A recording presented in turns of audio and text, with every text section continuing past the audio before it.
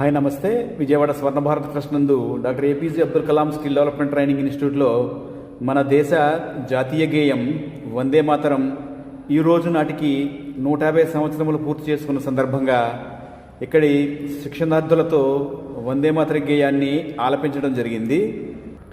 ఈ సందర్భంగా వందే మాతరం స్ఫూర్తిని శిక్షణార్థులకు తెలియపరచడం జరిగింది.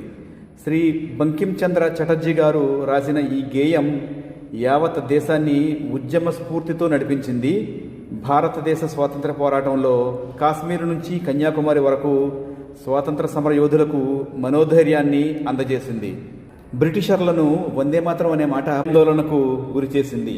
ఈ రోజుకి వందే మాతరం ఆలపించిన విన్న నరనరాన దేశభక్తితో నిండిపోతుంది. పోరాట స్ఫూర్తిని నింపిన ఈ వందే మాతరం గురించి భావితరాలకు ఘనంగా తెలియజేయాలని ఈ నవంబర్ 7 శుక్రవారం ఉదయం 10 గంటలకు ప్రతి ఒక్కరూ వందే మాతర గేయాన్ని ఆలపిద్దామని గౌరవ భారత ప్రధానమంత్రి శ్రీ నరేంద్ర మోడీ గారు, ముఖ్యమంత్రి శ్రీ నారా చంద్రబాబు నాయుడు గారు, ఉప ముఖ్యమంత్రి శ్రీ కొణిదెల పవన్ కళ్యాణ్ గారు ఇచ్చిన పిలుపును ఈ సందర్భంగా శిక్షణార్థులకు తెలియజేయడం జరిగింది.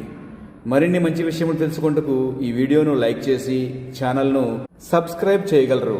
Thank you.